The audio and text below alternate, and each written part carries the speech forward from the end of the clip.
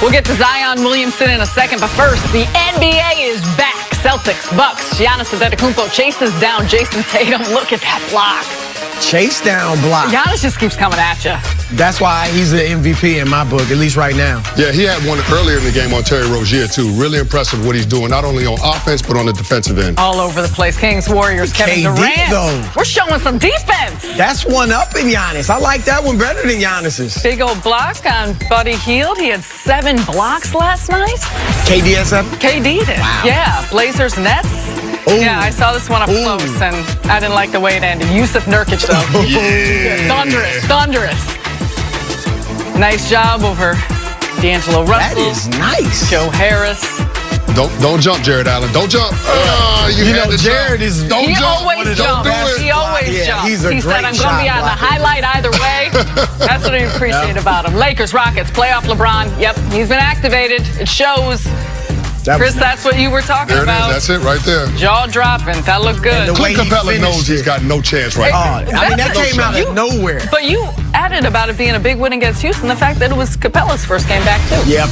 Back to Zion Williamson. He is listed as day-to-day with a grade 1 knee sprain after his injury scare on Wednesday night. And while Coach K is optimistic the freshman phenom will return to the floor soon, former Kentucky star DeMarcus Cousins has some advice for Zion. Take a listen.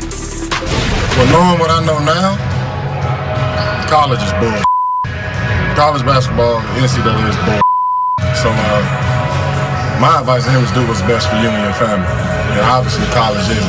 It can't really, it does nothing for you at this point. You've proven you're, the #1 pick coming out. You've proven your talent. Get ready for the next level because it's happening. That's my opinion, knowing what I know now. Canty, what do you think? Should Zion shut it down for the rest of the year?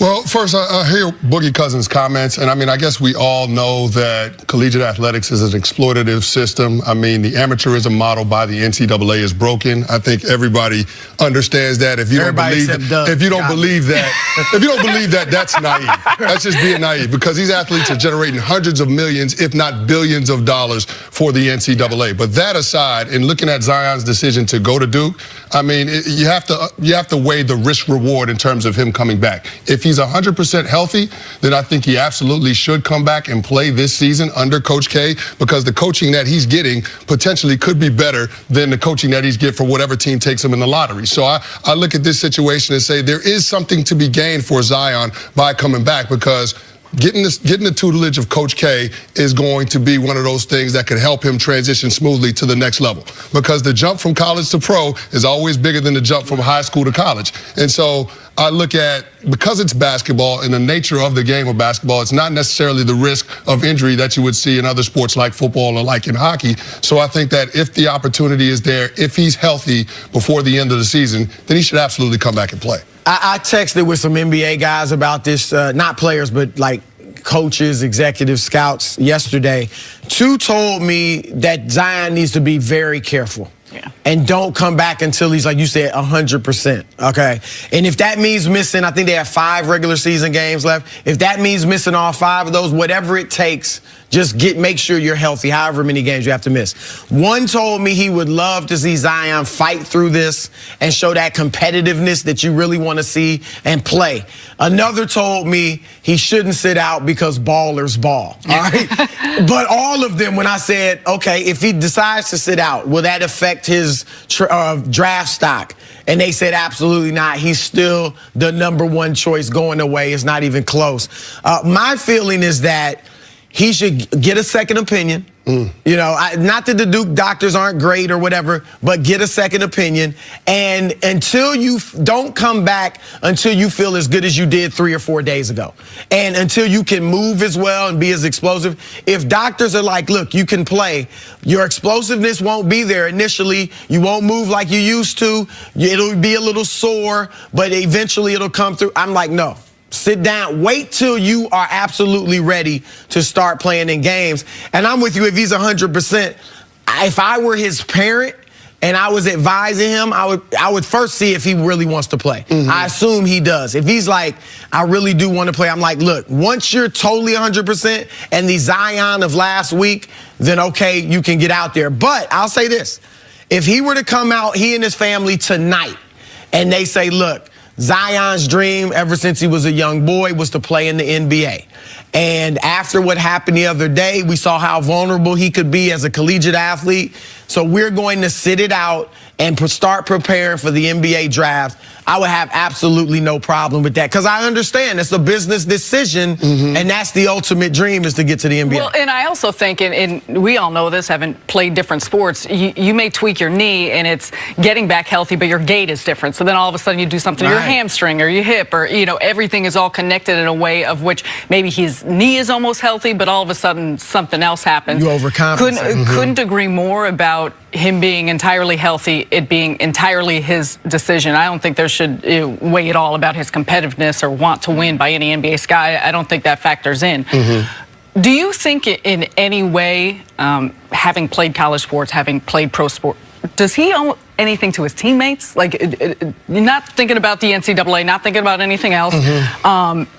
But do you think there's something to be said for those other guys that he's been going through the season with? It's important to consider the relationship that he has with the teammates and then the goals that they set for themselves as a team coming into this season. But I think his teammates understand the situation that he's in. And so if he's going to make that decision to sit out, as long as he tells those guys first, then I wouldn't have a problem with him making that decision public. If he decides that he wants to come back and play, whether it's the ACC tournament or the NCAA tournament, whatever decision that he makes, I'm fine with. I just want him to have 100% conviction on it. And then, of course, if he does decide to come back and play, it's up to Coach K and the medical staff to also make sure that he's 100%. Because you could be in situations sometimes as a coach or the medical staff where you have to protect the player from himself. Right. And so that's the one thing that you do want to be concerned with. And, of course, the way that Zion plays, he's very aggressive. I mean, you have to make sure that he's 100% ready to go because so much of his game right now is predicated on his athleticism.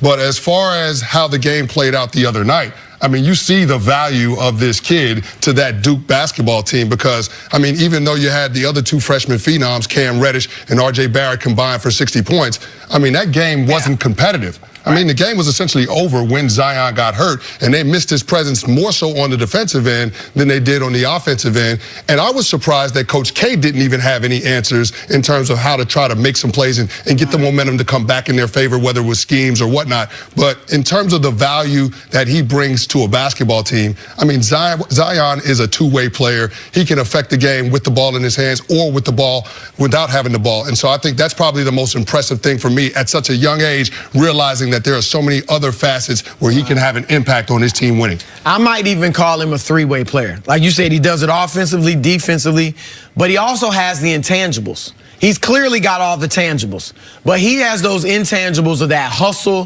playing with energy, you know, that is infectious with your team. So I think I'm going to give them a pass on the game the other night because I think the mental and emotional strain and distress that you go through when you see your best player, and they didn't know at that point how serious it was or not. We saw it with the Boston Celtics last year. Remember, Gordon Hayward goes down in the first game. They lose that one. They lose the next one, and then they run off 16 straight victories. So it takes some time to adjust. Maybe Coach K was even a bit thrown off by it. So, I do think, you know how it is, Chris. Obviously, they love Zion as a teammate. But guys are also like, okay, if he's out, this is a chance for me to step up. And to your question, Sarah, I just think they all understand this kid's situation. And heck, R.J. Barrett and Cam Reddish are in the same situation. They all are going to be one and done. I'm sure they want him back, but they understand what the end game is for all of them. So I don't think it'll be a problem, like Chris said, as long as he's respectful and approaches them first and stays supportive if he decides to sit out. He's there on the bench. He's, at all the games and stuff like that. And who knows what happens. I mean, we're talking about him getting to the NBA and being the #1 overall pick, but he could potentially be one of the best players that we see play in the NBA. I mean, who knows? His goals aren't just to get to the NBA, but what he does when he gets there. So I feel like you got to think about the big picture. Coming up, why is James Harden calling out the refs? That's next on First Things First. He's usually a ref's favorite. Most players would say he's a referee's favorite. He should. He should. Should be sitting in them flat.